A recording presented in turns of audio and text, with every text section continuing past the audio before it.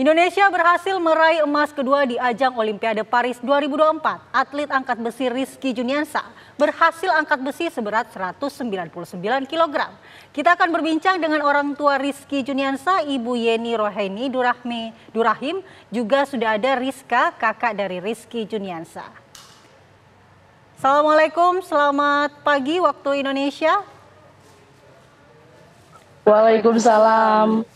Ya, apakah Ibu sudah bertemu dengan Rizky tadi, Bu? Malam, Paris, ya. Ya, Ibu apakah tadi sudah bertemu Rizky pasca kemenangannya di ajang angkat besi? Alhamdulillah, bertemu Rizky.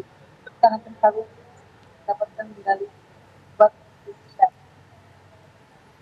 Apa yang disampaikan Bu tadi oleh Rizky kepada Ibu dan juga kakandanya setelah berhasil mendapatkan emas ini di Olimpiade? Ya, mengucapkan terima kasih banyak atas doa sama doa. Kenapa Rizky menyukai olahraga angkat besi, Bu? Bisa diceritakan ya, awal mulanya seperti apa, Bu? Mungkin karena faktor genetik juga ya, karena kan bapaknya atau ayahnya Rizky juga mantan atlet angkat besi juga, terus juga kakak iparnya juga, saya sendiri sebagai kakaknya juga. Jadi ada kemauan tersendiri dari Rizky untuk pengen jadi angkat besi gitu, jadi atlet angkat besi.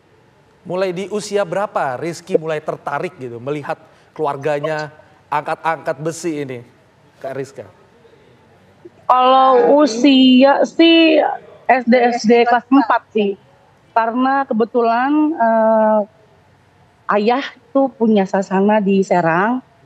Jadi ya punya klub sendiri di Serang. Jadi ya mungkin karena tiap hari lihatnya latihan angkat besi, terus juga lihat kakaknya juga gitu kan. Jadi ya termotivasi untuk Rizky pengen jadi atlet. Ya, waktu itu Mbak Rizka, apakah Rizky berlatihnya setiap hari atau seperti apa dan bagaimana dia mengatur waktu dengan sekolah? Oh iya, tentu sih. Kalau untuk sekolah tetap sekolah masih jalan sekolah biasa. Untuk mungkin ke sore jadwal latihannya, iya. Jadwal. Difokuskan untuk Rizky itu SMP kelas 3 dia sudah fokus latihan gitu. Nah ya kembali nih kita mau tanyakan gimana sih perasaan dari ibunda dan juga kakak Rizka ini melihat Rizky mengibarkan bendera merah putih di podium dengan menggigit medali emasnya di ajang angkat besi yang memang ia cintai sedari SD ya, dari kecil tadi. Gimana rasanya melihatnya? Alhamdulillah sih Mas Mbak, kita sebagai keluarga bisa menyaksikan langsung di sini di Paris gitu kan. Rizky, apalagi Rizky bisa berhasil bisa mempersembahkan medali emas untuk Indonesia, sekaligus mungkin untuk ulang tahun Indonesia nanti ya 17 Agustus ya. Sebenarnya apa yang dicita-citakan Rizky dari kecil ingin menjadi juara dunia di Olimpik tuh kayaknya tercapai gitu. Tadi Bu Yeni dan juga Mbak Rizka, ini apa yang dilakukan pertama kali saat Rizky ini meraih kemenangan? Apakah memeluk atau seperti apa? Iya, Pak nangis, mama sih langsung nangis, udah nggak kuat lagi kayak duduk aja gitu kan, gemeter banget lah kakinya, karena nggak nyangka banget gitu bisa tercapai semuanya apa yang diinginkan Rizky. Terus juga ya gue udah nggak bisa ngomong apa-apa lagi sih sebenarnya, kayak bersyukur banget sama Allah dikasih mukjizat ini. Kehabisan kata-kata ya Kak Rizka ya. Kita pun juga bangga ini yang dari Indonesia melihat Rizky berhasil meraih emas di angkat besi. Dan seperti apa sih bentuk dukungan keluarga dari awal Rizky memulai olahraga ini sampai ia berhasil meraih emas di Olimpiade Paris 2024? Iya, kita selalu mendoakan Rizky karena Rizky inginnya jadi atlet angkat besi. Kita selalu dorong, kita selalu support dia gitu kan. Nggak pernah henti-hentinya kita juga berdoa yang terbaik untuk Rizky sampai Rizky bisa di level ini gitu. Saya mau berbincang dengan Bu Yeni, Ibu bisa nggak Bu mengungkapkan selama ini bagaimana Ibu melihat sosok Rizky, bagaimana perjuangan dia, kerja keras dia berlatih sampai dia bisa memberikan medali emas kebanggaan bagi seluruh rakyat Indonesia, Bu? Alhamdulillah, dia selalu nurutin omongan orang tua ya. Makanya dia, sama mama. Kayaknya mama masih ini deh. Oke, belum bisa gitu masih, berkata-kata yang masih terlalu bahagia begitu ya Bu ya. Baik, tapi kabarnya Rizky meminta makanan tertentu nih sebelum bertanding Bu. Bisa cerita nggak nih? Oh iya, biasa sih Rizky. Dia setiap tanding manapun, kalau perjuaraan dimanapun dia selalu dimintain masakin. Rendang, gitu. Sukanya sama goreng kentang sama speed ayam.